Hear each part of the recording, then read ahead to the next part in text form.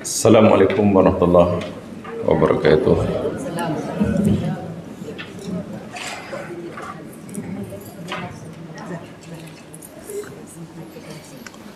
Alhamdulillah rabbil alamin wa bihi nasta'in ala umuri dunya waddin.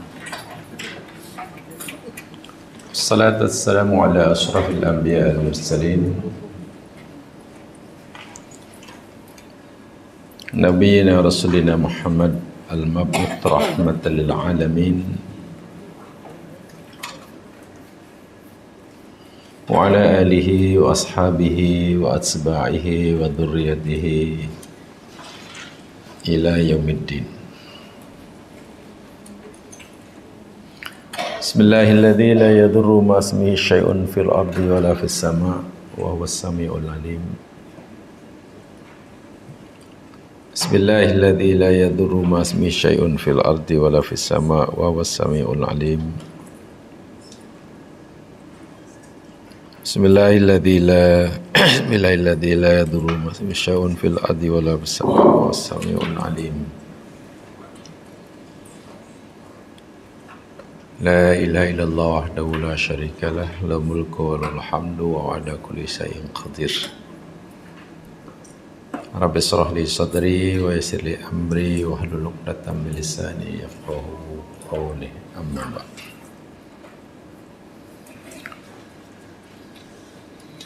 Muslimin muslimat yang dirahmati Allah sekalian,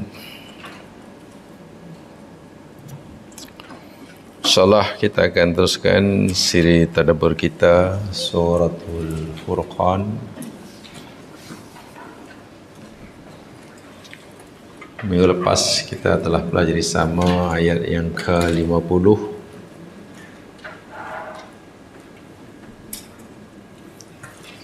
Ayat yang memberitahu kepada kita ketika Allah menurunkan hujan dari langit dan Allah gilirkan turun hujan ini. Hari ini hujan di satu tempat, esok tempat lain, di negeri lain, begini bertukar-tukar tempat, bertukar-tukar masa. Tujuannya kata Allah liyadzakkaru,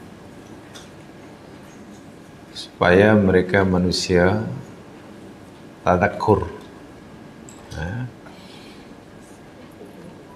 Apa mana tadakkur tiap hari? Tadakkur. Tadakkur maknanya tadakkur.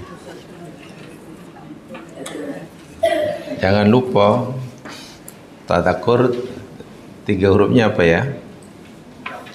Dzakara. Zikrullah kita pelajari minggu lepas, ada 3 maknanya. Zikrullah makna pertama yakni mengingat Allah. Itu bagi orang yang lupa lah. Uskurullah, ingatlah Allah, ingat Allah. Itu ditujukan kepada mereka yang lupa. Ingat. Makna kedua, zikrullah menyebut, kan? Menyebut nama Allah. Itu bagi mereka yang malas nak sebut nama Allah. Berat sangat mulutnya nak sebut nama Allah, karena dah biasa menyebut alamak.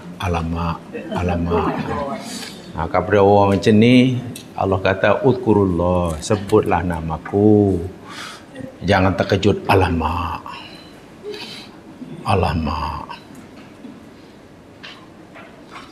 Dan zikrullah yang paling tinggi maknanya hifzullah.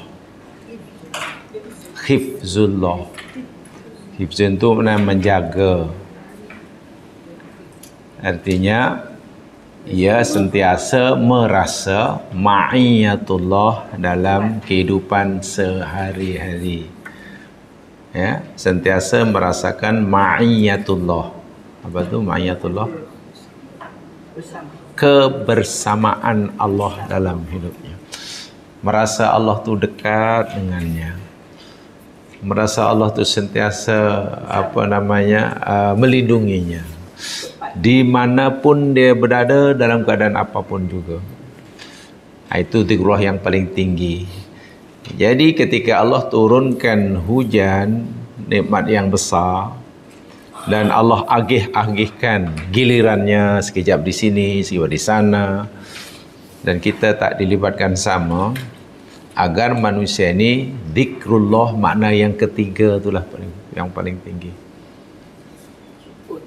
Jadi sentiasa merasakan Allah ini memperhatikannya, sehingga imannya bertambah kuat, keyakinannya bertambah mantap, dan seterusnya. Malangnya dalam ayat ini Allah kata fa'aba aktsarun nas illa kufura. Kemudian kebanyakan manusia aba maknanya enggan, tak mau. Mereka tolak illa kufura, kecuali kekufuran. Maknanya kebanyakan manusia ini Allah suruh itu tak nak, suruh itu tak nak, suruh ini tak nak. Yang mereka mau kufur ya. Itu maksudnya. Kalau kufur dia nak. Selain kufur tak nak. Itu mana aba aktarunas illa kufura. Mereka tolak apa yang datang daripada Allah, tolak. Mereka tak mahu. Yang mereka nakkan hanya satu aja, kufur, kufur, kufur dan kufur. Kebanyakan manusia. Sehingga ayat ini secara tak langsung Allah Subhanahu wa taala memuji golongan yang sedikit yang beriman. Karena bila kebanyakan manusia itu menolak, kebanyakan manusia itu kufur, maknanya sedikit sekali yang beriman kan. Yang sedikit itu dipuji oleh Allah melalui ayat ini. Yakni yang mereka bersedia menerima nikmat Allah dengan redha,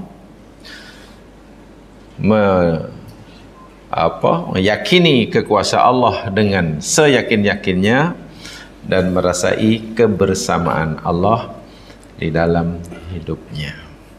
Baik. Sekarang ayat yang ke-51. A'udzu billahi minasy syaithanir rajim. Walau syi'na laba'atsna fi kulli qaryatin nadhira.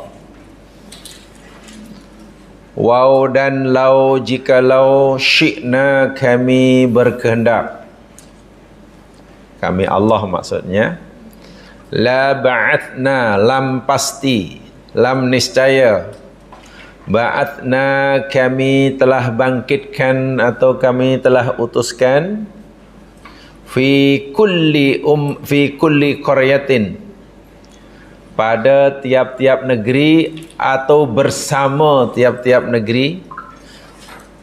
Fi boleh bermakna dzarfiyah, fi juga musahabah. Kalau musahabah maknanya bersama penduduk tiap-tiap negeri. Apa dia? Nadhiran, akan seorang pemberi peringatan. Dan jikalau kami menghendaki, kata Allah, pasti tiap-tiap negeri, tiap-tiap kaum yang ada di muka bumi ini, yang dahulu ke yang sekarang ke, pasti kami utuskan nadhir kepadanya, kalaulah kami menghendaki. Okay. Ada Nabi Melayu namanya. Ya, kalau Allah berkehendak ada Nabi khas Melayu ya, namanya Nabi Melayu. Ada Nabi Kadazan, sebab ada suku Kadazan kan. Ada Nabi Nadir yang Allah utuskan khas untuk orang Uluyam saja. Uluyam, Ulu Selangor tak masuk. Allah kata, jika kami kehendaki, bila kami mahu, pasti kami utuskan setiap ahli Korea Setiap umat yang ada di negeri, di kampung, di daerah itu ada seorang nadhirnya. Dan bayangkan kalau Allah lakukan seperti ini, berapa jumlah nabi ya. Kalau setiap kaum, setiap suku, setiap daerah ada sendiri. Masya Allah. Di Malaysia pun mungkin dah tak terkira jumlahnya. Itu jika Allah menghendaki.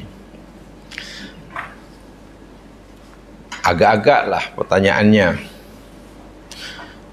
Adakah jika Allah menghendaki, mana setiap kaum, kampung, setiap negeri ada nabinya? Mungkinkah?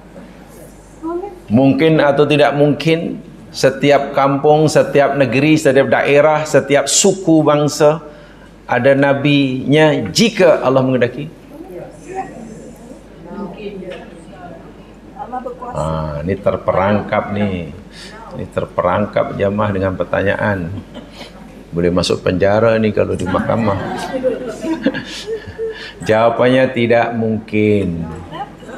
Nah, kan kenapa kan? Nah, inilah bahasa lawyer. Kerana Allah dah mulakan dengan kalimah lau. Kan dah dipelajari banyak kali. Jamaah sekalian. Jadi kalau bertanya, mungkinkah Allah menghendaki jika setiap negeri ini ada apa nadhirnya? Jawabnya tidak mungkin.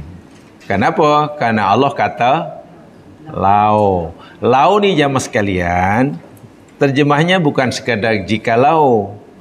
Lau itu diguna pakai untuk menunjukkan apa yang disebut selepas lau, sesuatu yang mustahil berlaku. Itu kena ingat tu. Kena ingat selalu ya, sebab kalau tidak nanti bingung juga nanti kita memahami. Dahulu kan kita telah ada 3 kan paling tidak. Apa yang pertama?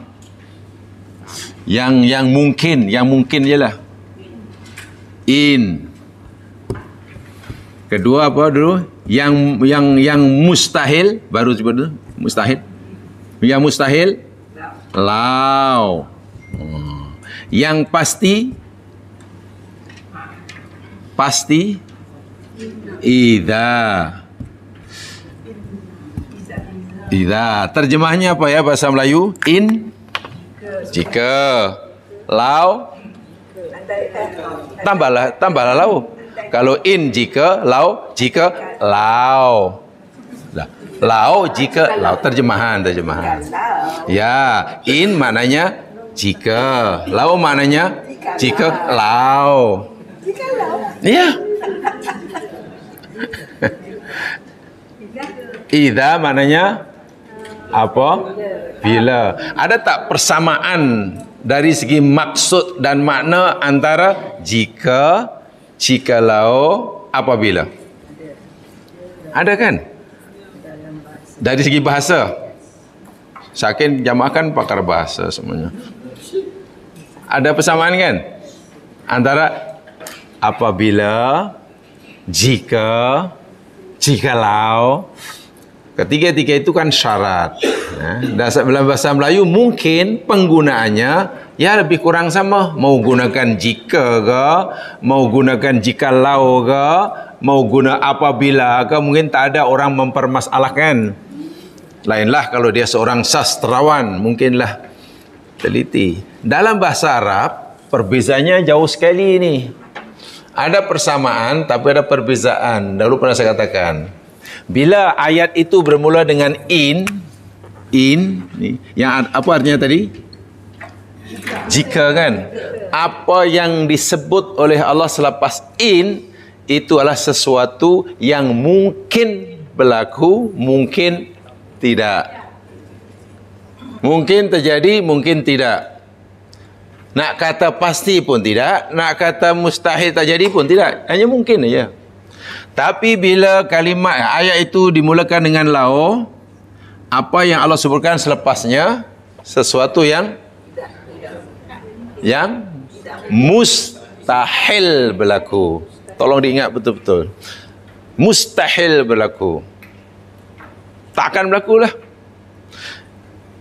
Sementara apabila ayat itu bermula dengan idza, apa yang Allah sebutkan selepasnya sesuatu yang pasti berlaku. Kita tak perlu meragui. Baik. Idza zulzilatil ardu zilzalaha. Apa artinya? Apabila bumi digoncangkan dengan sedahsyat-dahsyatnya. Pertanyaannya, mungkin atau mustahil bumi ini akan digoncangkan suatu hari? Mungkin atau pasti? Mungkin atau mustahil? Pasti. Dari mana tahu? Idza. Itulah maksud saya. Idza. Jadi apa disebut idza itu sesuatu yang pasti berlaku dan masanya dah hampir. Masanya dah dekat. Kalau in, apa tadi? In, apa yang disebut selepasnya sesuatu yang mungkin iya, mungkin tidak. Sebab itu bila kita nak berjanji jumpa kawan minggu depan, kita kata ya kita boleh jumpa besok petang, insya-Allah. Apa ni tu? In, jika, sya'a, menghendaki Allah. Jika Allah menghendaki, kita jumpalah. Pertanyaannya, adakah Allah pasti menghendaki kita boleh jumpa kawan itu atau mustahil? Hanya mungkin. Mungkin Allah menghendaki kita berjumpa, mungkin Allah tak. Sebab itu kita kata insya-Allah. Jangan kata idza sya-Allah. Macam pasti sangat. Ya, kita akan jumpa besok ya, idza sya-Allah. Atau lau sya-Allah. Itu dah rasa mistik sangat. Macam mana kita boleh jumpa besok petang? Ya, kita jumpa lau sya-Allah. Itu dah tak payah harap lah. Jangan gunakan lau. Allah tak suruh gunakan lau di situ. Tapi kalau lau, itu sesuatu yang mustahil selepasnya. Mana benda yang disebut itu mustahil lah. Mana dalam ayat ini Allah mustahil menghendaki setiap kaum, setiap kampung ada diutuskan seorang utusan. Itu benda yang mustahil. Yang mustahil apa? Kehendak Allah tidak ada kaitan dengan itu. Lau anzalna Qur'ana ala jabalin la ra'aitahu khashi'an mutasaddi'a. Jikalau kami turunkan Al-Quran ke atas gunung, niscaya engkau akan dapati gunung itu akan. Pertanyaannya, mungkin atau tidak Allah turunkan Quran ke atas bukit? Mana yang menerima Al-Quran bukan Nabi Muhammad, bukan manusia, tapi bukit. Jadi ya ayyuhal bukitu. Tak mungkin. Sebab Allah kata lau. Tidak mungkin Al-Quran Allah berikan kepada bukit. Itulah maksudnya. Faham ya? Tapi kalau in, apa tadi? Mungkin. Kalau idza, pasti. Pasti. Apa yang disebut itu sesuatu yang pasti berlaku dan masanya dah dekat, dah hampir. Kalau jemaah baca Al-Quran dengan maklumat seperti itu dan cepat, wah, pasti kita akan terasa lain lah dalam hati kita. Saya nak tunjukkan ayat yang contoh yang mudah lah. Kalau kita tahu makna seperti itu, nanti kan dalam hati kita terasa lain. Coba lihat firman Allah Subhanahu wa taala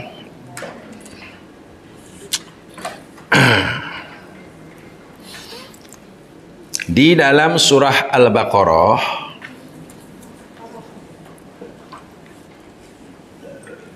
ayat yang ke-180. Ini dalam satu ayat ni saya yakin zaman dah nampak nanti misalnya.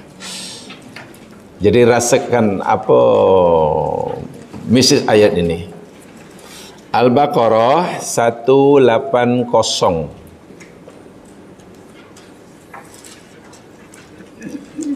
A'udzu billahi minasyaitonir rajim. Kutiba 'alaikum idza hadara ahadakumul mautu in taraka khairanil wasiyyatu lil walidain wal aqrabin bil ma'ruf haqqan 'alal muttaqin. Terjemahan bebas, telah difardu, telah ditetap, telah diwajibkan ke atas kamu sekalian apabila telah hadir, telah datang, mendatangi akan seorang daripada kamu oleh kematian, jika ia meninggalkan harta yang banyak, yakni berwasiat bagi kedua ibu bapa, kerabat dengan cara yang baik. Hak atas orang yang bertakwa. Coba dalam ayat ini ada idza dan ada in. Betul? Idza dan in. Selepas idza cerita apa ni? Dalam ayat ni lah. Selepas idza cerita tentang apa? Datangnya kematian. Betul. Selepas idza cerita dengan datangnya kematian. Pertanyaannya, datangnya tibanya kematian ni benda yang mustahil atau mungkin? Pasti. Pasti kan? Mati kan pasti. Sebab itu karena pasti Allah kata idza. Jadi kalau diubah itulah kutiba alaikum in hadara, kan seronok kita. Hanya mungkin aja, mungkin mati, mungkin tidak.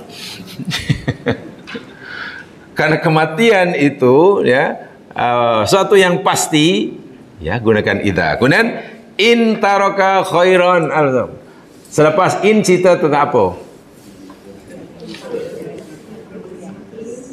Selepas in dalam ayat ini Allah cerita tentang apa ni? Orang yang mati tadi meninggalkan harta yang banyak. Khairan ni maksudnya ma'lan katsira. Harta yang banyak, kayalah. Orang yang mati tadi meninggalkan harta banyak, maka wajib berwasiat. Mana wajib berwasiat untuk wakaf maksimum 1/3. Wajib jatuh.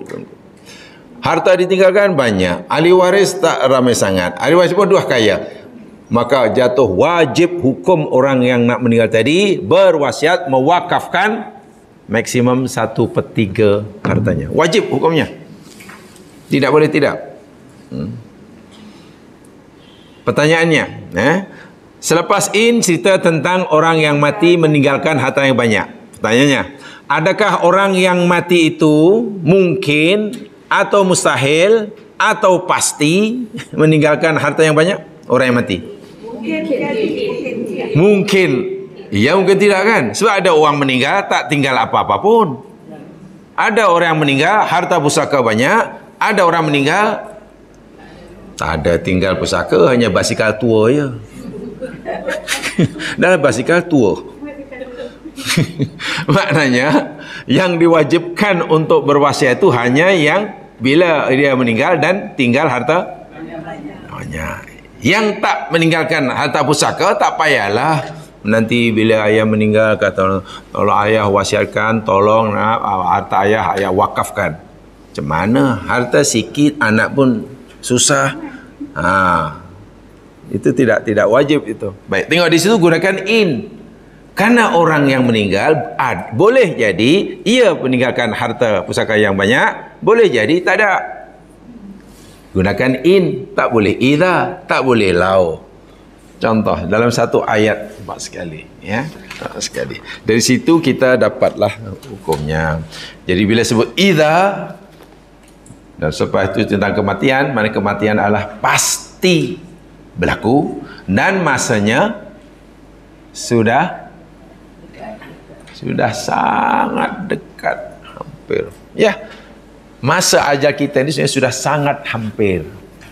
Sangat hampir. Macam mana kita sangat hampir? Ialah secara matematik, peruntukan umur yang Allah berikan pada kita, yang kita telah pakai sudah lebih banyak daripada yang baki. Itu yang pasti. Yang pastilah. Katalah kalau peruntukan umur 80 tahun, telah dipakai 60, kan tinggal 20. Agak-agak bakinya, yang baki lebih banyak atau mana setiap hari hakikatnya peruntukan umur ni bertambah atau kurang ya? Kurang. Jadi kalau orang katalah membuat apa birthday party, itu maknanya memperingati kurangnya umur. Jadi beritahu kepada yang dijemput, kawan-kawan sekalian, hari ini saya sedang memperingati bahawa umur saya semakin kurang. Tapi peliknya ketika hakikatnya umur makin kurang, maknanya peruntukan umur makin kurang kan. Mungkin tinggal 10 tahun lagi, mungkin tinggal 5 tahun, tinggal 3 tahun. Minta pula tolong doakan diperpanjang ya hingga 200 tahun lagi.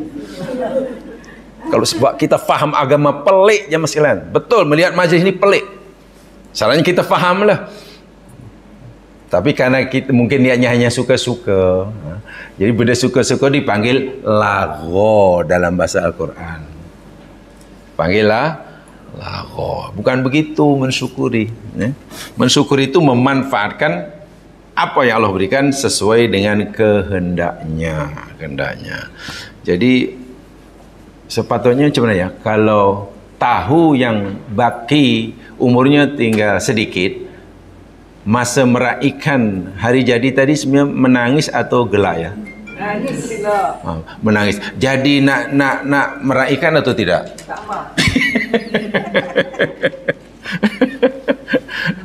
Allahu Akbar.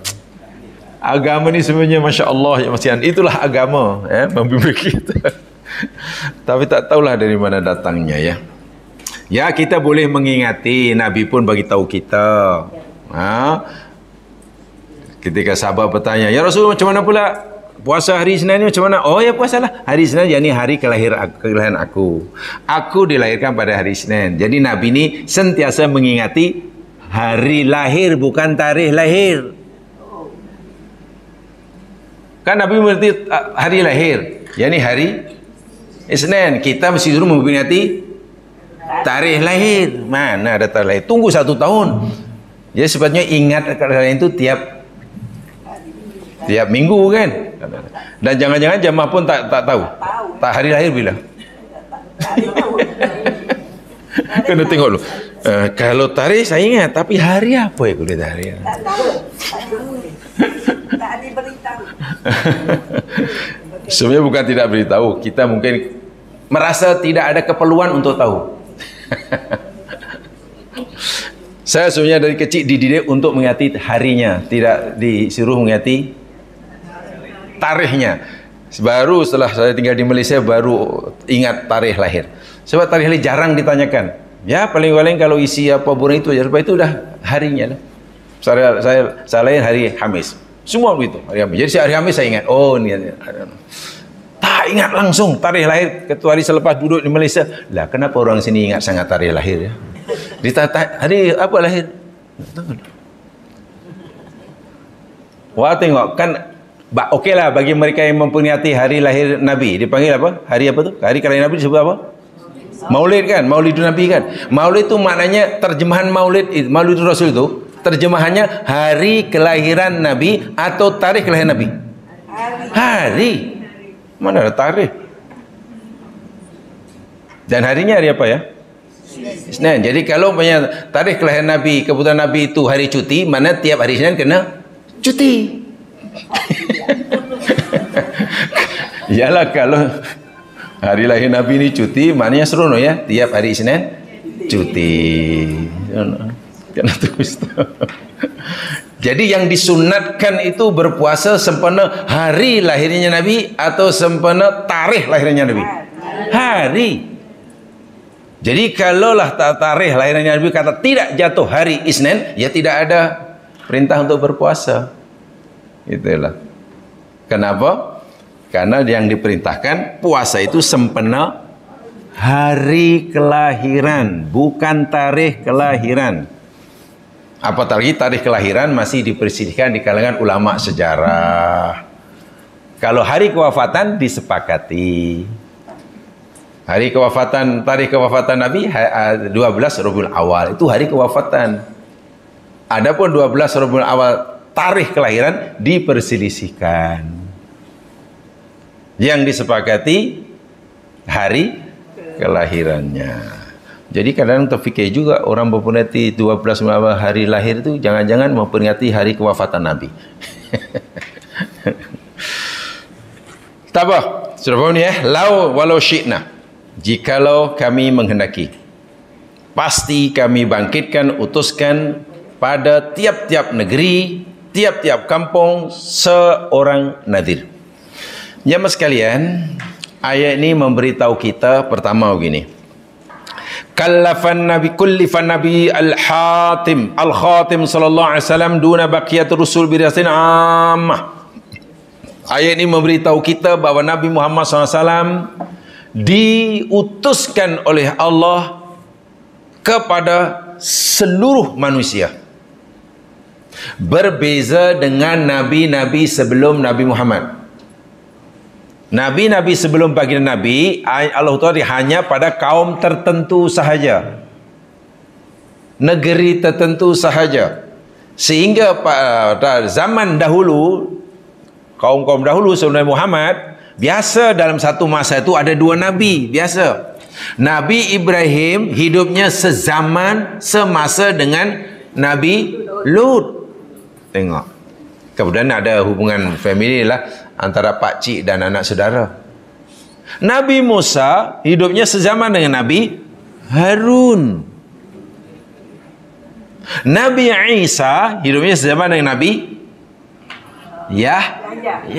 Biasa satu, ada dua nabi, banyak sana utusan lagi. Karena setiap kaum ada nabinya. Ayat ini beritahu kita, wahai Muhammad, secara tak langsung, aku utuskan engkau bukan kepada kaum tertentu sahaja, bukan kepada daerah tertentu sahaja, bukan untuk zaman tertentu sahaja, tetapi keseluruhan umat sepanjang zaman. Artinya selepas kamu ini sudah tidak ada lagi nabi, karena kamu adalah nabi pada seluruh qaryah. Itu pertama. Yang pertama, laisat qaumiyah wala iklimiyah. Tengok, Nabi Muhammad SAW bukan nabi yang bersifat kedaerahan dan juga tidak berkaitan dengan waktu. Tidak terikat dengan waktu dan bal alamiyah kauniyah. Masya Allah. Bahkan kerasulan Nabi itu bersifat alamiyah. Bersifat apa alamiah? Ke seluruh alam dan sepanjang zaman. Satu generasi rahmati, generasi depannya nabinya masih Nabi Muhammad SAW. Kita dengan Nabi sudah berapa generasi? Berpuluh-puluh generasi, dan kita pun mungkin tidaklah sebangsa dengan Rasulullah SAW. Ya, mungkin DNA kita lain dengan DNA Rasulullah. Cari tak jumpa. Tapi yang pasti kita ini semuanya keturunan Nabi Adam paling tidak. Kita Nabi Adam. Ikhtarau baina min bainil anbiya liyakuna rasulan lil alamin mustaqillan bisaksi fi tahmuli abai risalah ammah. Sehingga Nabi diutus pada seluruh alam, dan ini jamasan konsekuensinya apa? Bila Nabi diutus pada seluruh manusia sepanjang zaman. Sementara Nabi dahulu oleh Allah utus kepada satu kaum daerah tertentu. Bermakna jemaah sekalian, tanggungjawab Nabi, bebanan risalah kepada Rasulullah ini sangat-sangat berat. Betul ya? Kalau dahulu katalah ada ada dua negeri, ada tiga bangsa dalam satu masa, ada tiga nabi, ya bebanannya tak berat lah, karena seorang nabi hanya untuk satu bangsanya. Nabi Muhammad diutus kepada seluruh umat manusia sepanjang zaman, sehingga bebanan risalahnya sangat berat. Sangat berat nak memimpin umat seramai ini, seluas sekarang ini. La tahussu zaman wal Quran bigalabi wadi hi rasul, berbeza nabi dahulu. Ini jadi sekaligus ayat ini pujian Allah kepada Rasulullah SAW. Bahasa pasonya lah, kalau gunakan bahasa pasar, Muhammad, engkau ni nabiku yang paling hebat. Karena orang lain aku hanya tugaskan kepada satu kaum sahaja. Itu pun satu masa satu sahaja. Sedangkan engkau, aku lantik engkau jadi nabi kepada seluruh umat. Kamu mesti kepada seluruh bangsa, seluruh umat sepanjang zaman. Sehingga bebanan risalahnya itu sangat berat. Ya, sebagai contoh lah jamaah sekalian, agak-agak lah. Ini contoh kecil lah. Bebanan tugasan yang dipikul oleh ketua kampung dengan menteri besar mana berat? Ya menteri besar lah, ketua kampung situ je. Menteri besar satu negeri, Perdana Menteri satu negara. Makin besar makin. Nah, ini ibaratnya, ya. Jadi benar-benar ayat ini pujian Allah kepada Rasulullah SAW, dan Nabi mampu melaksanakan tugasan ini dengan jayanya. Sehingga dalam ulasannya saya tertarik dalam tafsir apa ya? Saya kutub ke apa? Saya lupa lah. Jika Nabi Musa itu nabi yang penyabar, kesabaran Nabi Muhammad lebih daripada kesabaran Nabi Musa. Jika Nabi Ibrahim itu menghadapi tantangan cabaran pada kaumnya yang berat, cabaran dan perlawanan kaum Nabi Muhammad, kaum Nabi lebih dahsyat. Lebih dahsyat, kan? Begitu maksudnya. Dan Nabi mampu. Macam mana Nabi mampu yang menghadapi ujian 11 itu? Kita kagum kepada kegigihan Nabi Ibrahim, betul. Kita kagum dengan kegigihan kesungguhan Nabi Lot, Nabi Musa dan sebagainya, betul. Kita kagum semuanya. Mereka ini ulul azmi semuanya. Tapi tahukah kita, Nabi Muhammad mempunyai kelebihan melebihi dari semua itu. Memandangkan tugasan yang diberikannya lebih berat, lebih besar. Ada rahsianya jemaah sekalian. Baik, saya tunjukkan ayatnya supaya nanti kita dapat memahami betapa hebatnya Nabi Muhammad SAW. Pertama sekali kita ambil contoh Nabi Musa. Nabi Musa ni ulul azmi, ya. Ulul azmi. Dan Nabi Musa diutus oleh Allah kepada berapa bangsa? Berapa bangsa, suku bangsa Nabi Musa diutus oleh Allah Subhanahu wa taala? 2. 1 bangsa Bani Israel, kedua bangsa Egypt itu negara mah. Mesir, Misra itu. Yang kedua bangsa, suku bangsa. Kupti atau Kipti. Jamaah sebut apa? Kupti. Kiptiyun. Nabi Musa diutus Allah pada 2 bangsa. Musa 2. 1 yakni pertama dakwahnya kepada kaum Kupti. Qubtiyun. Kupti atau Kipti, orang Arab panggil Kupti. Yang kedua kepada Bani Israel. 2. Nabi Muhammad berapa bangsa diutus? Kepada berapa bangsa? Bukan pada siapa. Nabi Musa diutus Allah pada 2 bangsa ya. Nabi Muhammad diutus pada berapa bangsa? Kena ambil kalkulator. Ambil kalkulator. 1, 2, 3, 4. Ya, di Malaysia pun dah berapa suku? Belajar dari bahasan burut apa namanya ni. Wih, banyak, tak kira. Itu baru di sebenarnya. Belum di Thailandnya lagi, kan? Kaum Kupti. Ada 2, berat tu. Sangat-sangat berat. Tugas Nabi Musa ada berapa? Tugas Nabi Musa secara umum berdasarkan Al-Quran. Tugas Nabi Musa, amanah yang Allah berikan pada Nabi Musa berdasarkan Al-Quran. Ada berapa? Ada? Ada berapa? Ada berapa? Tengok macam ni ada 4. 3. 2. Ada 2 secara umumnya. pertama diutus oleh Allah Subhanahu wa taala, nih Nabi Musa diutus Allah, ada dua ya tugasnya, menyampaikan risalah Allah seperti mana nabi-nabi yang lain lah, ajak manusia kepada menyembah Allah, nabi ini itulah. Dan seperti nabi-nabi yang lain menyeru manusia untuk mengisahkan Allah Subhanahu wa taala. Yang kedua, memerdekakan Bani Israel daripada kaum daripada penindasan bangsa Qibti. Jadi bangsa Qibti memerdekakan. Jadi Nabi Musa ini jamaah sekalian bukan sekadar sebagai utusan Allah, tetapi juga sebagai bapa kemerdekaan Bani Israel. Bahasa sekarang istilahnya. Ya. Itu jamaah boleh lihatlah kalau ni di dalam Al-Quran ada ya. Ini saya contohkan sebab ayat ini tadi saya katakan apa namanya pujian Allah kepada Nabi Muhammad sallallahu alaihi wasallam. Yakni di dalam surah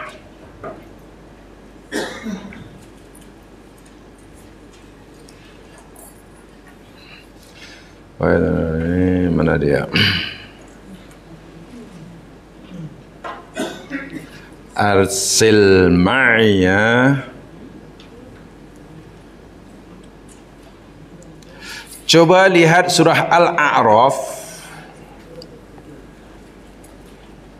ayat surah Allah surah yang ke-7 ayat 105. Saya nak bandingkan ayat yang kita pelajari ini, pujian Allah kepada Muhammad.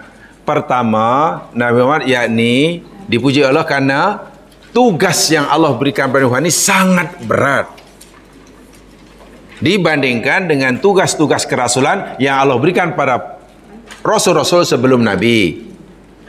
Kenapa sangat berat? Karena rasul-rasul sebelum Muhammad itu oleh Allah diutus kepada masyarakat tertentu sahaja, kaum tertentu sahaja, untuk jangka masa tertentu saja. Sedangkan Nabi Muhammad diutus Allah pada seluruh umat manusia, tak kira dimanapun berada, sepanjang masa. Baik, kita ambil satu contoh. Nabi Musa diutus Allah hanya pada dua bangsa, kaum Qibti dan Bani Israel. Tugas yang Allah berikan kepada Nabi Musa secara umum ada dua. Satu, tugas risalah, yakni menyampaikan ajaran Allah, menyembah Allah. Kedua, memerdekakan Bani Israel. 105 surah Al-A'raf dalilnya. Jadi kalau nak tahu siapa bapa kemerdekaan Bani Israel, Nabi Musa lah. Begitulah. Haqiqun ala alla aqula ala Allahi illa al-haq. Ini ketika Nabi Musa sedang berdebat, berhujah dengan Fir'aun. Ceritanya ya. Kan sebelumnya itu cerita perdebatan antara Musa dan Fir'aun. Nabi Musa kata pada Fir'aun dalam ayat sebelumnya, kalau jamaah nak lihat, qala Musa ya Fir'aun inni rasulun min rabbil alamin. Ini tegas Nabi Musa menyatakan. Kata Musa. Untuk Fir'aun lah. Tak minta maaf, takkan Nabi Musa panggil Fir'aun wahai paduka yang maha mulia, takkan begitu. Panggil mesti on kafir panggilnya. Sesungguhnya aku ni utusan daripada Tuhan semesta alam. Betul? Tugas sekalian alam. Maknanya ini tugas apa namanya ni? Tugas risalah. Itu yang maksud yang pertama. Tugas yang kedua, haqiqun ala an la aqula 'ala Allahi illal haq. Berhak, bahkan wajib atas aku untuk tidak mengatakan sesuatu kepada Allah, atas Allah, kecuali yang benar. Wajib aku bercakap benar saja tentang Allah, tidak boleh yang lain melainkan yang benar. Qad ji'tukum bi bayyinatin mir rabbikum. sungguh aku telah datang kepada kamu, wahai Fir'aun, dengan membawa keterangan-keterangan yang nyata, bukti-bukti yang nyata dari Tuhan kamu. Artinya, kalau kamu tidak percaya aku ni utusan Allah, kamu inginkan bukti, aku boleh tunjukkan buktinya. Sebab itu diberikan mukjizat lah itu. Ni tugas risalah. Tugas yang kedua ni. Jadi ada dua portfolio ni. Portfolio yang kedua ni, fa arsil ma'iya bani Israel. Apa tu? Fa maka on arsil, bebaskan, lepaskan, ma'i, bersama aku, Bani Israel. Jadi terjemahnya, Fir'aun, bebaskan Bani Israel itu ikut aku. Aku diperintah oleh Allah untuk memerdekakan Bani Israel, kaumku, daripada penjajahanmu, perhambaanmu. Dua itulah. Dengan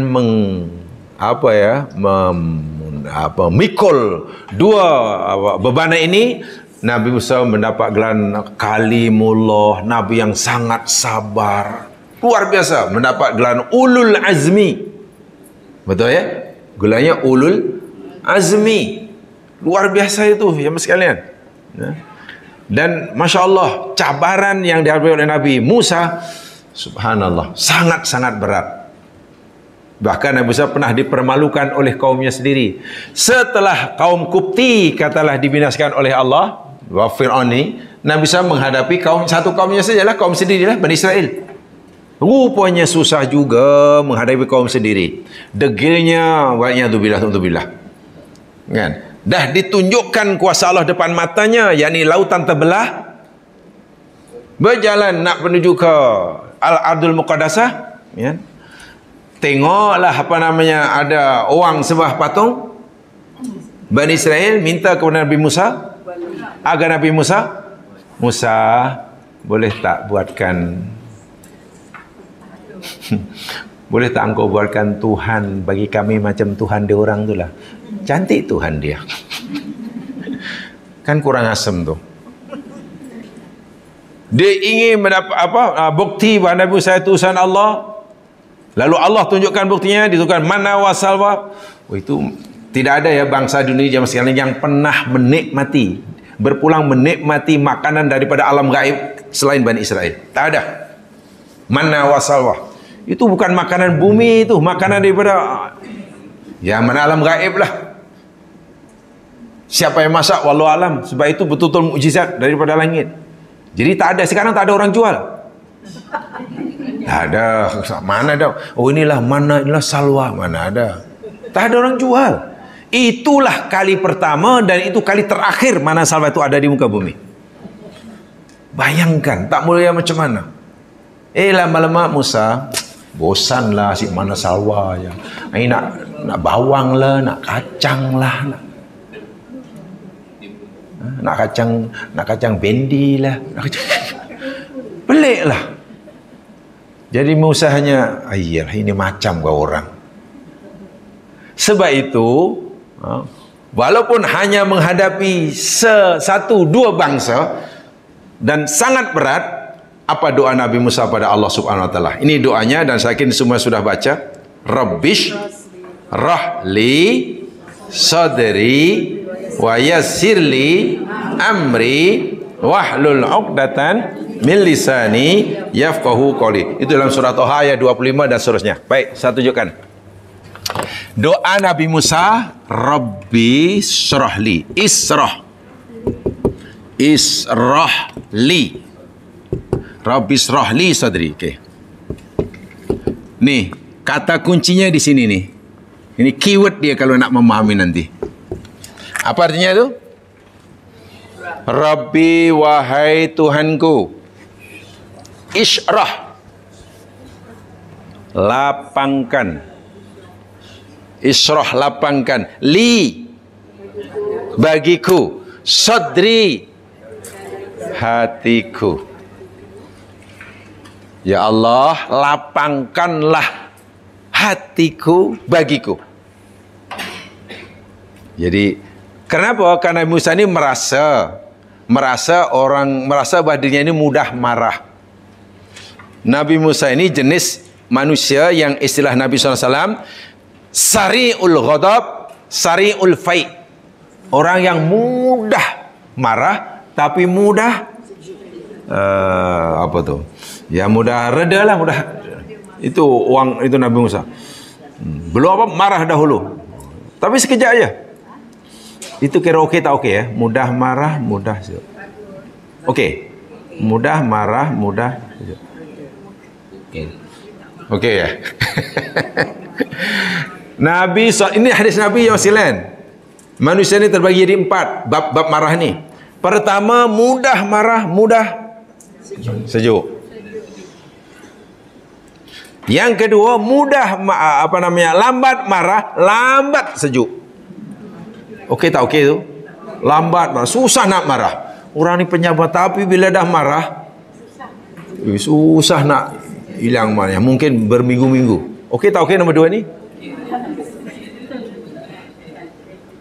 Okey. Lawan yang pertama tu lah. Yang pertama kan mudah, cepat marah, cepat sejuk. Ini lambat marah. Yang ketiga ni, yakni sari'ul ghadab, bati'ul fai'. Mudah marah, sangat mudah, seling marah, sikit-sikit masih, dan lambat nak. Okey tak okey ni? Tak okey ya? Satu hari 8 kali marah. Marah yang pertama belum hilang, marah lagi. Sebab hilangnya lambat sangat. Yang keempat, bati'ul ghadab. Susah nak marah.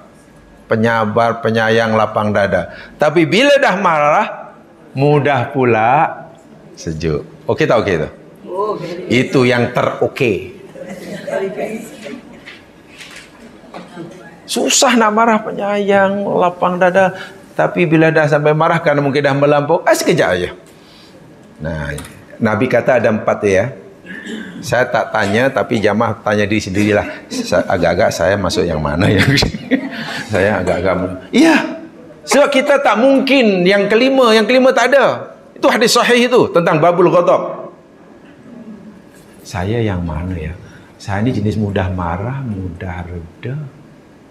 Lambat marah, lambat reda. Atau cepat marah, lambat. Atau lambat, susah nak marah. Nah, kena tanya masing-masing je.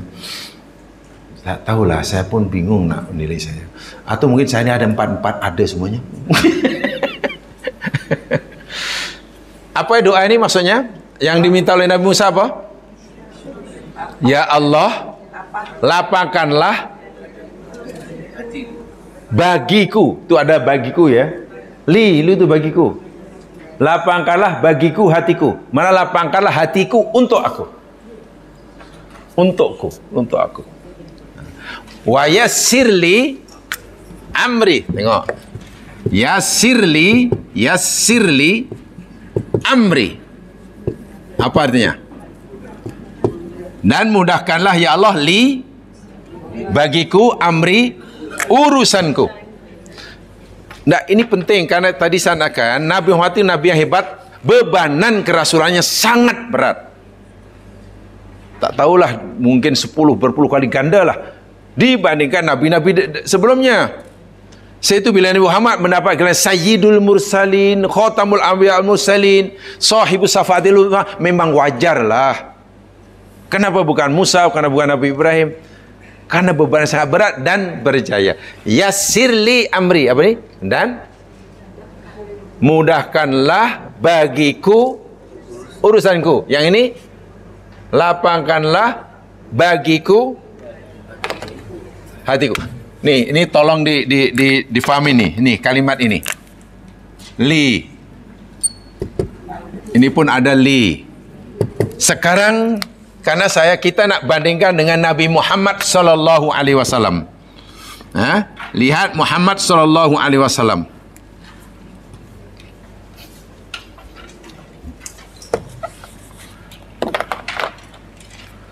Muhammad sallallahu alaihi wasallam, Rasulullah sallallahu alaihi wasallam diutuskan kepada berapa bangsa? Muhammad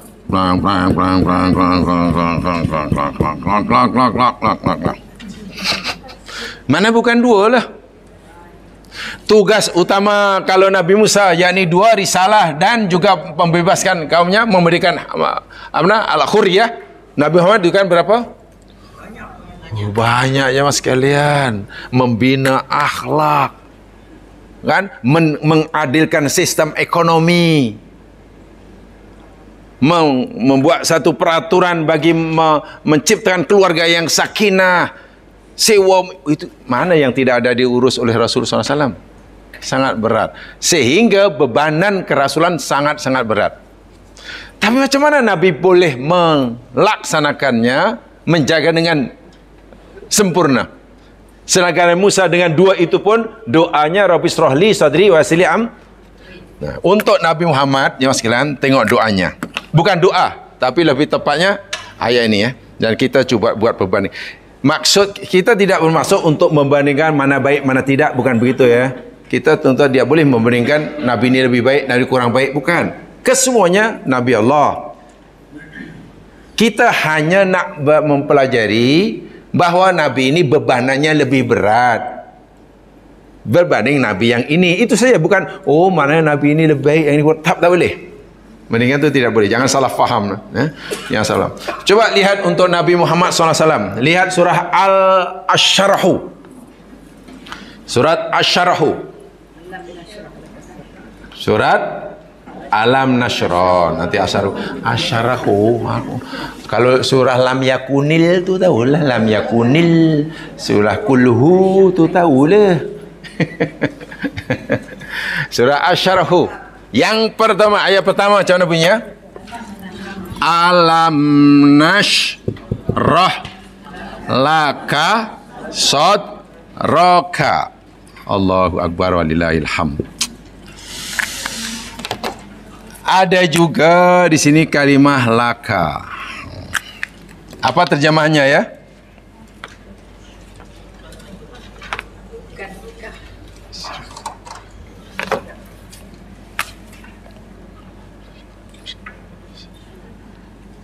Mana? Apa terjemahnya?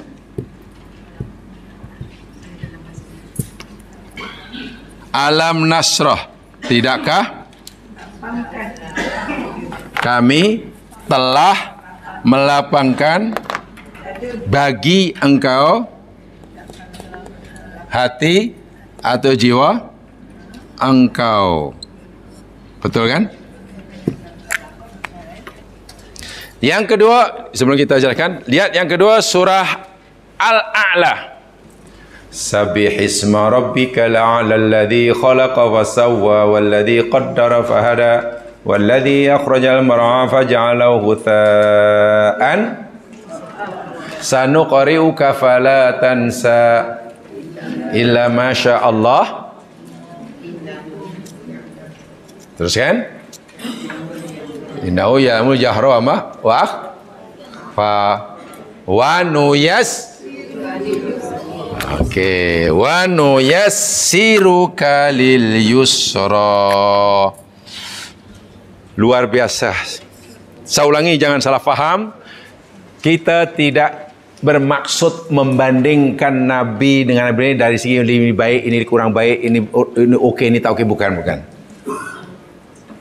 Kajian kita ini yakni kita nak tahu bandingan antara Nabi Muhammad dengan Nabi Muhammad daripada segi bebanan, tanggungjawab. Nabi Muhammad ini sangat berat bebanannya sebagai utusan Allah bila dibandingkan dengan nabi-nabi sebelumnya. Itulah.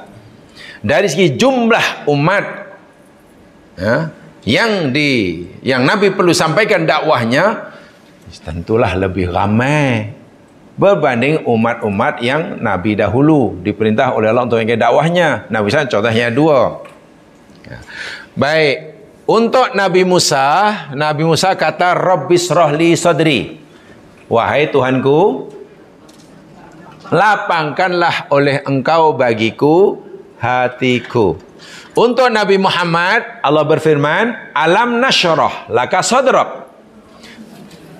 Bukankah kami telah melapangkan bagi engkau hati engkau. Jamaah nampak ada persamaan di situ kedua-duanya ini, cerita Nabi Musa dan Muhammad dalam hal ini. Persamaannya dari siapa? Dari persamaan kelapangan hati, supaya hati lapang, jiwa terbuka, tak mudah marah. Tak mudah marah. Kalau bahasa yang sedang viral, mana tak mudah koyak, kalau bahasa sekarang. Macam itulah. Mana hanya tetap tenang, tetap senyum, tetap macam itulah. Mana itu mana hati yang tak mudah koyak karena hatinya kuat. Itu persamaannya ya. Baik. Tapi untuk Nabi Musa, Rabbi shrahli sadri. Maknanya apa tuh? Nabi Musa meminta atau Allah bagi sebelum meminta?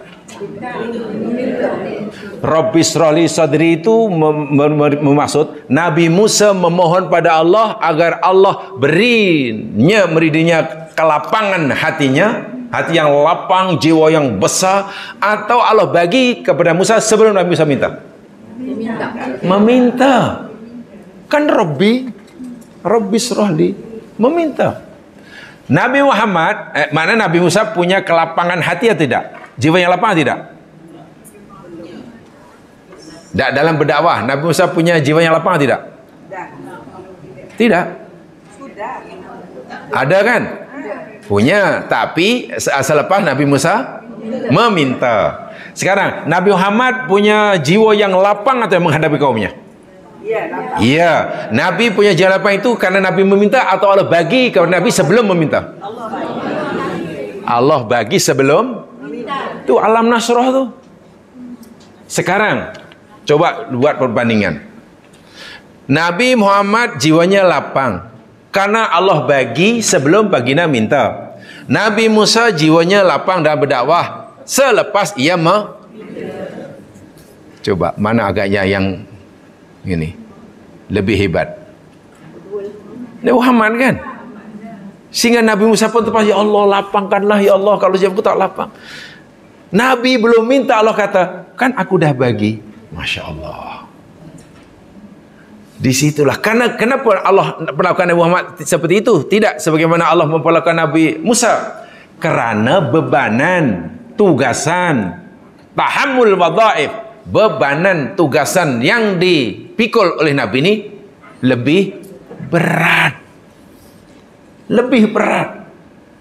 Pada seluruh umat manusia apa? Itu ayatnya. Nabi tak disuruh oleh Allah, Muhammad, kau mintalah pada aku Rabbi shrahli sadri macam Musa lah. Tak. Allah terus bagi. Alam nasrah. Bukankah kami dah lapangkan jiwamu, Muhammad? Nampak ya itu perbezaannya, ya Mas Kiran? Orang dapat sesuatu yang dapat selepas meminta, baru dapat. Atau dia dapat sebelum minta sudah, wah itu mana betul-betul. Okeylah, saya akan bagi awak bantuan, bantu saya bantu, tapi karena awak ni nampak ni dan awak meminta, awak mengadu, dibagi. Yang kawan ni, Allah dah tahu dah tugas Muhammad tidak mudah. Sebab itu diberikan insirahus sadri atau syarhus sadri, jiwa yang lapang sebelum pun baginda faham. Yang kedua, Nabi Musa kata wa yassirli amri. Apa tu? Wa yassirli amri. Dan mudahkan oleh engkau ya Allah li bagiku amri urusanku. Apa yang diminta oleh Nabi Musa dalam doanya itu? Memohon agar Allah mudahkan urusannya. Nabi Musa memohon kepada Allah agar Allah mudahkan segala urusan, macam mana nak menghadapi kaum yang degil-degil ini. Sehingga jika Nabi Musa nanti mendapati segala urusannya dalam berdakwah ini mudah berkat kemakbulan doanya. Kan dia mohon kepada Allah. Sehingga jadi mudahlah. Mudahkan ya Allah, mudah. Yang susah jadi mudah. Karena Allah, urusan Nabi Musa yang susah menjadi mudah karena Allah memudahkannya. Betul ya? Urusan yang susah menjadi mudah karena Allah memudahkan urusan tadi. Berkat doa Nabi. Sekarang bandingkan dengan surah Al-A'la untuk Nabi Muhammad SAW. Wa nuyassiruka lil yusra. Bezakan. Wa nuyassiruka lil yusra. Apa artinya? Dan kami memudahkan engkau lil yusra bagi yang mudah. Macam mana tu? Wa nuyassiruka, dan kami mudahkan engkau wahai Muhammad bagi yang mudah. Baik. Apa yang Allah mudahkan bagi Musa tadi? Apa yang Allah mudahkan bagi Musa tadi? Tu dalam ayat tadilah. Kita hanya bicara ayat Quran, bukan yang lainnya. Apa yang Allah mudahkan bagi Nabi Musa dalam ayat yang diminta oleh Musa tadi? Urusannya. Betul? Yang dimudahkan oleh Allah bagi Musa, yakni urusan Musa. Okey? Sekarang apa yang Allah mudahkan bagi Nabi Muhammad dalam ayat surah Al-A'la ini? Fahami betul-betul ayatnya. Wa nuyassiruka lil yusra. So ini kajian ya. Ya, apa yang Allah mudahkan bagi Nabi Muhammad? Dalam ayat ini, bukan ni. Quran saja, tak payah yang bukan. Dunia akhirat itu dah cerita lain. Yang berkaitan ayat, tengok ayat ni aja. Yang tadi wayasirli amri. Oh, jamaah belum biasa ini ya. Saya tunjukkan. Dan mudahkanlah, kata Musa, bagiku urusanku. Mana inilah objek dia kan? Yang dimudahkan oleh Allah bagi Musa, yakni urusan Musa. Urusannya yang Allah mudahkan. Betul?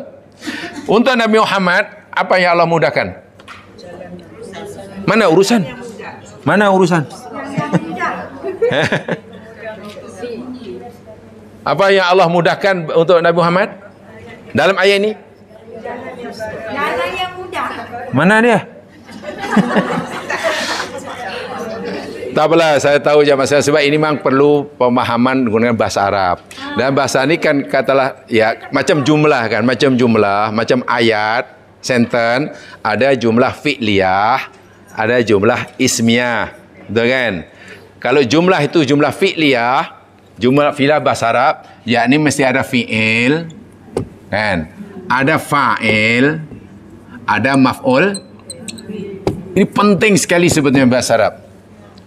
Itulah malangnya jamaah suruh belajar tak mau bahasa Arab, ada kelas Arab tak datang. Ustaz tak ajar. Salahkan saya pula. Ada buka kelas bahasa Arab tak ada yang datang, macam mana? Ustaz pun lari lah tu. Yang daftar 50, satu minggu tinggal 5 orang. Lepas itu sekali dah tertinggal jauh pula tanya lagi. Ni Berwiba tak buat kelas bahasa Arab tu? Buat minggu depan buka. Daftar lagi. Yang penting namanya sudah banyak kali terdaftar. Tengok, dalam bahasa Arab jumlah itu mesti ada fi'il. Kalau jumlah fi'liyah lah. Fi'il itu jadi kata perbuatan, verb, kan? Mesti ada fa'il, ada subjek, mesti ada maf'ul bih, ada objek. Betul ya? Ini bahasa Arab mesti itu. Katalah khalaqa, apanya? Mencipta. Itu kan verb tu kan? Allah tu jadi apa di situ? Fa'il, jadi subjek kan? Khalaqa mencipta, Allahu Allah, al-insan. Manusia jadi apa itu? Maf'ul jadi objek. Bahasa Arab mesti ada macam tu. Khalaqa Allahu al-insan. Kalau Melayu dibalik, Allah mencipta manusia. Susunan Arab telah mencipta oleh Allah akan manusia. Itu fi'il macam tu. Jadi mesti ada kata perbuatan, kata kerja, ada verb, ada subjeknya namanya fa'il, dan ada objeknya maf'ul bih namanya. Telah mencipta oleh Allah akan manusia. Macam itulah. Nah, dalam ayat ini apa? Yassirli amri. Mana fi'ilnya? Perbuatannya mana? Yassir kan? Memudahkan. Mana subjeknya? Subjek. Subjek itu apa maknanya bahasa Melayu? Bahasa Melayu subjek. Pelaku. Kan pelaku. Subjek kan pelaku kan? Akala al-kitu asamaka. Akala makan al-kitu kucing, asamaka ikan. So kucing juga apa tu? Subjek. Kan yang makan. Ikan jadi objek. Sekarang wa yassirli amri, dan mudahkanlah. Mudahkan namanya apa ni? Fi'il kan? Mana subjeknya? Mudahkan. Siapa yang melakukan memudahkan? Takkan Musa yang minta memudahkan. Siapa di sini? Yang di sini yang fa'ilnya yakni dipanggil pronoun, dipanggil domir. Tak nampak kan? Kan maksudnya mudahkanlah oleh engkau. Betul kan? Jadi engkau itulah fa'ilnya. Engkau ni siapa maksudnya? Allah. Baik, fi'il sudah ada, fa'il sudah ada. Mana objeknya? Amri. Betul? Jadi ia minta kepada Allah sebagai pelaku untuk memudahkan urusannya. Yang ini tadi demikian juga. Apa yang ini tadi? Rabbi shrahli sadri. Lapangkanlah. Lapangkan itu fiilnya, betul? Failnya Allah kan? Subjek. Lapangkan oleh engkau. Tidak subjek, pelaku. Siapa dia? Allah kan? Engkau. Objeknya mana? Sadri. Ini kena faham betul walaupun paling basic. Itu bagi saya sangat penting. Tanpa itu memang agak susah sikit. Tapi jangan fade up. Dan jangan give up. Sekarang coba perhatikan. Yang ini Allah Yasir, fiilnya Yasir, pelakunya adalah Allah kan? Allah, pelakunya Allah. Maf'ul bihnya, objeknya urusan. Sekarang bandingkan dengan ini. Wa nuyassiruka. Kalau kata dan kami memudahkan. Mana verbnya? Verbnya. Memudahkan. Mana subjeknya? Kami. Kami itu siapa? Allah. Mana objeknya? Nih dalam ini. Kaf. Takkan tak nampak. Nih. Kan terjemahannya, dan kami, kata Allah, memudahkan hang. Hang itulah objek. Betul? Bukan ini tak ada kena-mengena. Lili surah bagi kemudian. Jadi dalam kes Nabi Musa, yang Allah mudahkan apa? Urusan Musa, betul? Dalam kes Nabi Muhammad, yang Allah jadikan mudah apa? Ka ini siapa maksudnya? Ka. Ya, maksudnya siapa? Nabi Muhammad SAW. Ada nampak? Sudah nampak? Oh, kena nampak tu. Kalau tak nampak kata ahlil nujum apa nak kalau? Kalau tak nampak maknanya katanya umur pendek. Oh, nampak. Tak, saya kena jelaskan. Jamaah kena faham, karena ini penting. Saya ketika nak kata, kenapa Nabi Muhammad ini begitu mulia di sisi Allah? Khatamul Anbiya al-Mursalin, penutup sekian Nabi. Di akhirat itulah satu-satunya Nabi yang boleh memberi syafaatul uzma, dan bukan yang lainnya. Alasannya berikan ayat ini, Nabi Muhammad ini oleh Allah diberikan bebanan tugas yang sangat-sangat berat dibandingkan nabi-nabi sebelumnya. Dari segi jumlah umatnya, tugasannya, sebab itu doanya pun lain. Nabi Musa yang dimudahkan oleh Allah urusannya, dibagi mudah. Nabi Muhammad yang dimuliakan oleh Allah bukan urusannya, tapi diri Nabi. Mana diri Nabi ini dimudahkan oleh Allah. Bahasa mudah begini jamaah sekalian. A, B ambil pemeriksaan. A dan B ambil pemeriksaan. Soalan dalam pemeriksaan itu sama. A, B sama. Dan keduanya A kata, wah ini berat nih cikgu. Ni susah ni soalan cikgu ni. Berat ni, macam mana nak lulus? Cikgu boleh tak mudahkan soalan itu? Dia murid tadi minta agar cikgu memudahkan sama. Kena diubahlah. Janganlah ini soalan STPM cikgu. Kami ambil PMR.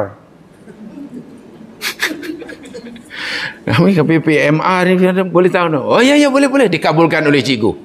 Akhirnya soalan matematik yang untuk STPM diturunkan diubah menjadi soalan tingkatan apa tadi? PMR. Boleh tak pelajar ini menjawab? Boleh karena apa? Karena soalannya sudah dimudahkan. Itu A. Yang B pula menjawab soalan itu, tengok, memang susah. Susah tapi dia boleh menjawab bukan karena soalannya dimudahkan, tapi si B tadi oleh Allah diberikan kekuatan dalam dirinya, letakkan dalam dirinya, sehingga apa yang susah bagi orang lain mudah bagi kita. Coba, berhebat tak hebat orang seperti itu? Untuk Nabi Muhammad itu bukan masalah yang dihadapi itu yang diringankan. Masalahnya dari Nabi tetap berat, tapi Nabi tak mampu mengatasinya. Oleh sebab Allah telah berikan dalam diri Nabi ini tasyir. Tasyir itu maknanya kemampuan untuk menjadikan sesuatu yang susah menjadi, itu sudah ada dalam ini. Jadi Nabi sentiasa punya kekuatan untuk menyelesaikan masalah apa saja, walaupun masalah itu susah manapun. Nabi Musa tidak. Ya Allah, ini berat, ya Allah, boleh tak mudahkan? Ya, aku mudahkan.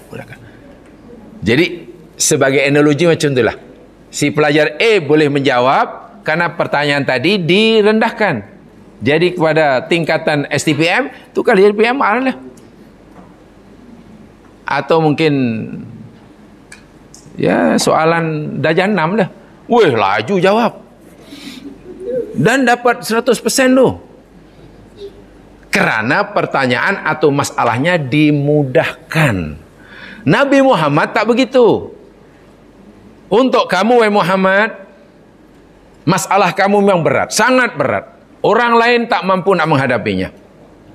Tapi jangan khawatir, aku bagi dalam diri kamu ni kemampuan untuk menjadikan suatu yang susah menjadi senang. Itu maknanya surga. Sebab itu maf'ul bihnya berbeza. Untuk Nabi Muhammad maf'ul bihnya ka. Nabi Muhammad tu yang dijadikan mudah tu Nabi Muhammadnya, orangnya, pelakunya. Sementara dimudahkan oleh Allah untuk Nabi Musa, yakni urusan yang dihadapinya. Paham ya perbezaannya? Yang kedua, yang pertama tadi pula, Nabi Musa dapat kemudahan itu kerana mohon kepada Allah. Okey. Sementara Nabi Muhammad mendapatkan anugerah ini, Allah beri sebelum pun Nabi. Susah nak membayangkan kehebatan Nabi Muhammad ini, susah jemaah sekalian. Betul, sangat-sangat susah. Sehebat mana sebenarnya Nabi Muhammad ni, susah nak dibayangkan. Sehingga dahulu masa belajar tu, kata pensarah sejarah tu, sebesar apapun, setinggi manapun gambaran kamu tentang kehebatan Nabi kamu masih lebih daripada apa yang kamu fikirkan. Setinggi manapun kamu belajar tentang kehebatan Nabi, oh Nabi kamu itu hebat gini. Kata pensarah itu, hakikat kepribadian Nabimu masih lebih tinggi daripada yang kamu bayangkan. Mungkin kamu hanya dapat menjelaskan, menggambarkan sebagian sekecil saja daripada kepribadian Nabi yang sebenar. Dan ini pernah dialami oleh Ali bin Abi Thalib. Ada Yahudi datang jumpa sahabat. Karena Yahudi di Madinah ini berjiran dengan orang Islam ya. Jadi yang baik-baiklah, biasa berkawan tapi berbeza agama, tidak menerima Islam. Jumpa sahabat, tanya. Baik kawan, saya nak tanyalah. Tolong ceritakan kepada kami kehebatan dan kepribadian Nabi-Mu ni, Muhammad ni. Kata sahabat ni tanya, oh kami tidak mampu lah. Nabiku terlalu hebat, susah saya nak terangkan. Tak mampu, saya nak, tak ada perkataan yang sesuai. Cobalah kamu jumpa si sahabat lain. Jumpalah. Setiap sahabat yang ditanya oleh Yahudi, jawapannya sama. Kami tak mampu nak menceritakan kehebatan Nabi. Tapi coba kamu tanya Ali. Yang terakhir. Sebab Ali ni pertama, itu yakni Ahlul Bait. Dia sepupu dengan Rasulullah. Dididik oleh Nabi daripada kecil lagi. Menjadi menantu baginda. Dia tentu dia lebih tahu banyak. Coba tanya Ali. Yahudi pergi jumpa Ali. Ali, kami nak tahu sangatlah. Kehebatan Nabi Muhammad itu sebenarnya seperti apa lah sebenarnya. Sehebat mana dia itu sebetulnya. Ali kata, kalau awak nak tahu sebesar apa kehebatan Nabiku, aku nak tanya awak dululah, Di. Katanya. Di itu Yahudi lah. Aku nak tanya dulu pada engkau lah, Di. Didi. Lah, macam mana tak panggil Yahudi kalau dah mesra, kalau panggilan biasa. Yahudi jumpa Ali. Dia panggil ya Ali. Hai Ali, tolong saya. Jadi Ali pun Didi. Dia atau Hud. Kalau Hud malah marah pula nanti orang. Kalau awak nak tahu sehebat mana nabiku ini, sebelumnya aku nak minta kamu dahululah. Tolong ceritakan kepada aku kehebatan dan keindahan dunia dan isinya. Tolong ceritakan pada aku. Sehebat mana dunia dan isinya. Si Yahudi itu temenung lama lah. Macam mana ya nak gambarkan kehebatan dunia dan isinya. Itu pada masa itu ya, 1500 tahun dahulu. Kalau untuk menggambarkan dunia kita hari ini, lagi pening. Wah, tengok apa menara berkembarnya. Yang sibuk dengan orang-orang hebat. Turun tengok cokitnya. Yang sibuk dengan tengok dengan sungainya, tengok. Mampu kita nak bayangkan dunia dan isinya? Tak mampu. Belum bumi langitnya, belum akhirnya Yahudi ini sedar.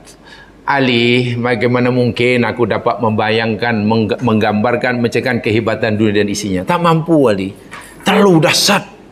Dunia di sini terlalu hebat keindahannya. Betul Di, engkau tak mampu? Tak mampu. Lalu Ali kata beginilah. Kalau engkau nak gambarkan keindahan, kecantikan dunia dan isinya pun kau dah tak mampu. Sedangkan dunia dan isinya ini kata Allah Tuhanku, qalil. Wa mal hayatud dunya bil akhirati illa qalil. Dan tiadalah kehidupan dunia ini berani akhirat melainkan dia hanya apa qalil itu? Qalil. Halai. Inilah kasyang. Benda yang remeh. Allah pandang dunia di sini kecil, wahai Yahudi. Boleh katakan tak ada makna dalam pandangan Allah. Benda yang pandang menurut pandangan Allah itu pun kamu tak mampu nak menceritakan kehebatan, kecantikannya. Macam manalah engkau nak suruh aku menceritakan makhluk yang kepribadiannya dikatakan oleh Allah, wa innaka la'ala khuluqin azim, kata Allah dalam Al-Quran. Muhammad, sesungguhnya engkau ini berada di atas budi pekerti yang azim. Apa makna azim? Agung. Allah yang Maha Agung menilai Nabi Muhammad ini keindahan kehidupannya azim. Bagaimana mungkin aku menceritakan benda yang kata Allah azim, sedangkan kau menceritakan keindahan alam yang Allah kata qalil pun tak? Logik tak logik jawaban Ali? Ali cukup cerdas jemaah sekalian. Dia kata, Ali tak kata saya tak boleh, tak macam tu. Tapi Ali punya jawapan yang membuat Yahudi pun, iya. Dunia yang besar, yang Allah kecil itu pun kita tak mampu nak bayangkan keindahannya. Macam mana pula kita nak suruh Ali menceritakan keindahan, keagungan Nabi yang menurut Allah tu azim. Nah, dari situlah waktu itu kemudian pensyarah saya memberi kesimpulan, orang kamu ceritalah tentang Nabi begini, orangnya begini, maulid yang macam mana. Sehebat manapun yang ditekan yang kamu dengar, itu tidak seberapa berbanding pribadi Nabi yang sebenar. Nabi masih lebih jauh daripada itu. Dari segi menyayangi, Nabi itu penyayang, contoh gini, Nabi lebih daripada itu. Nabi ini pemaaf lebih daripada itu. Karena Allah sendiri pun, ini sendiri mengakui Nabi ini azim. Sementara bumi dan isinya, dunia isinya, Allah kata alah, qalil. Yang qalil itu pun kita sudah terkagum-kagum. Macam mana kalau melihat yang azim? Melihat dunia dah kagum kan? Macam mana kalau melihat apa ni surga? Lagilah bingung ni, macam mana ni? Tiba-tiba macam ini ni. Hari itu di dunia aku makan suka tom yam, dua mangkok pun dah habis. Dah sakit perut. Ini dunia, di akhirat makan aja tak ada tandas. Macam mana ni? Faham ya? Inilah perbandingannya, tengok. Jadi untuk Nabi Muhammad dapat insirahus sadri, jiwa yang lapang, itu Allah bagi sebelum baginda minta. Nabi Musa, kalimullah ni, ulul azmi, punya jiwa yang lapang selepas Allah beri kerana Nabi Musa meminta. Itu bezanya. Nabi Musa dapat mengatasi segala urusan dalam dakwah kepada kaumnya, kerana Allah mudahkan urusan itu. Urusannya itu dimudahkan. Yassir li amri. Bahasa mudahnya daripada yang sangat susah menjadi yang susah saja. Daripada yang susah menjadi yang setengah susah. Dimudahkan. Nabi Muhammad lain. Masalahnya Nabi sangat-sangat susah. Tapi Nabi mampu menyelesaikannya kerana dalam diri Nabi Allah dah bagi satu taisir, kemampuan, kekuatan untuk memudahkan atau menghadapi suatu yang susah itu jadi tak hebat macam mana ni. Dan itu Allah beri sebelum Nabi meminta. Ini bukan bermakna Allah tak adil ya. Allah sangat adil. Kenapa? Karena Nabi yang terakhir, berdasarkan ayat yang kita pelajari ini, ayat 51, tanggung jawab Nabi ini sangat berat. Seberat-beratnya. Menjaga seluruh umat manusia daripada zaman itu hingga kiamat, bayangkan. Syariatnya berlaku untuk semua bangsa dan suku kaum. Macam mana? Belum lagi Nabi ini jadi ketua rumah tangga, menjadi imam, menjadi peniaga, menjadi Allahu Akbar.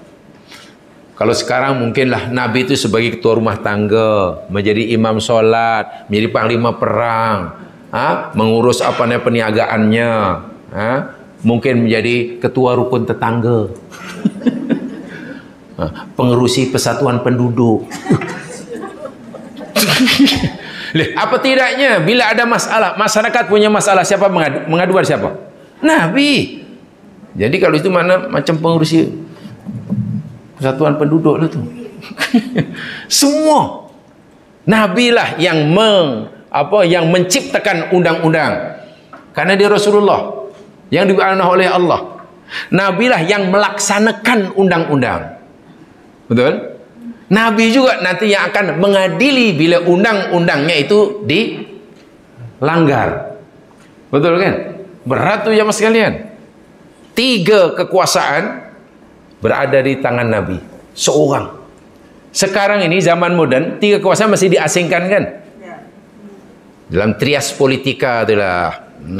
Dalam trias politika John Locke, Montesquieu.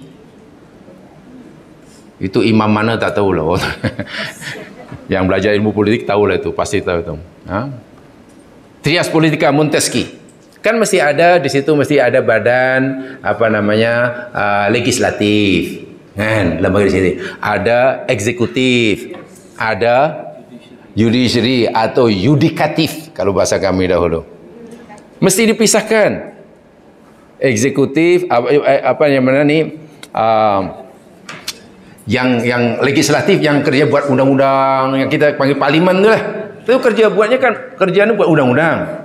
Yang melaksanakannya kerajaan, namanya eksekutif. Nanti bila ada pelanggaran undang-undang, serah kepada badan kehakiman kan, judiciary kan, yudikatif.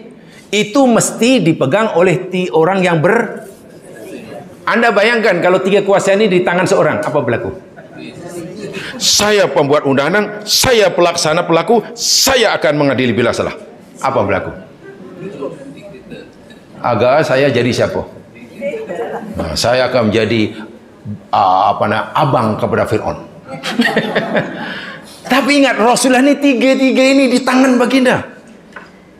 Turun peraturan ini halal, ini haram, ini boleh, ini tak boleh. Itu semua keluar dari Nabi. Nabi yang buat undang-undang. Dan Nabi melaksanakannya. Bayangkan. Dan bila nanti ada pelanggaran undang-undang, Nabi jadi hakimnya. Dan Nabi berjaya mengaruhi ini semua. Itu tidak mudah. Zaman ujian itu tidak mudah. Siapa yang mencuri adalah dikerat tangan dia, kan begitu kan Quran kata. Dan Nabi kata begitu. Nabi melaksanakannya. Mana dulu kan pernah ada yang dikerat tangan dia, ada yang disebat, ada yang ini. Sebab Nabi sebagai hakimnya, pelaksanaan dan seterusnya ini. Suatu hari Nabi berkata, "Lau anna Fatimata binta Muhammad saraqat aqata'tu yadaha." Jika sekiranya putriku sendiri Fatimah Az-Zahra, anak kesayanganku ini yang mencuri, aku sendiri akan kerat tangan dia. Itu dari situlah memang sangat mengagumkan pribadi Nabi ini. Jadi melihat pribadi Nabi ini jangan hari lagi solatnya, Nabi solat khusyuk, itu terlalu kecil. Melihat Nabi hanya daripada segi tahajudnya, ya kecil. Coba lihat Nabi secara yang nanti kata, lah macam itu rupanya. Ya sekarang coba kita andaikan, kita bayangkanlah sistem negara moden sekarang. Montesquieu kata trias politika mesti dipegang oleh 3 badan yang berasingan. Tiba-tiba kita serahkan pada seorang. Tunggu sajalah, pasti sekejap lagi sadaqallahul azim lah. Iya jemaah sekalian. Tapi ini tidak berlaku di tangan Rasulullah. Jadi kalau kita ingin contohi Rasul, ittiba'u Rasul, ikut sunnah, termasuk perkara yang ini. Jangan ikut sunnah hanya masalah yang kecil-kecil. Ikut sunnah hanya nak macam mana takbiratul ihram, angkat tangan. Lah itu kecil sangat ya mas sekalian. Terlalu kecil. Terlalu kecil. ikut sunnah. Sekarang karena tidak habis-habis yang itu pun. Bagi saya tidak begitu ya. Tidak begitu. Jadi mudah-mudahlah sengaja saya sampaikan ini jamaah. Sebenarnya pagi tadi ni lepas sebelum subuh tadi saya baca ayat ni, karena biasa saya akan baca dulu ayat. Ayat ini luar biasa ni, Allah kata lau. Bila lau tu mana benda yang mustahil Allah lakukan dan tak mungkin. Masalahnya kenapa Allah tidak utuskan bagi setiap kaum seorang nabi seperti mana yang Allah pernah lakukan zaman dahulu? Ini maknanya pujian pada Nabi. Karena tugas Nabi tidaklah mudah, tidak ringan seperti umat dahulu. Saya terbayang itu waktu pagi sebelum subuh. Lepas itu tengok, ingat Nabi Musa baru pada 2 kaum pun sudah Robis Roli. Tugasnya 2. Tapi untuk Rasul, Masya Allah. Memang susah nak bayangkan bagaimana Rasul ini hebatannya. Jadi ayat ini sangat dalam maknanya kalau kita tadabbur ya. Tapi kalau kita tafsirkan ya 5 menit selesailah. Jika Allah kenaki maksudnya maknanya sekarang jamaah sekalian Nabi takhir dan tak Nabi sudah. Sadaqallahul azim. Mari kita ayat yang ke-52. Itu saya, mudah-mudahan diberkati. Subhanakallahumma bihamdika asyhadu an la ilaha illa anta astaghfiruka wa atubu ilaik. A'udzu billahi minasyaitonir rajim. Innal insana bikhusr. Alladziina aamanu shalihat tawassaw bil haqq wa tawassaw bis sabr. Assalamualaikum warahmatullahi wabarakatuh.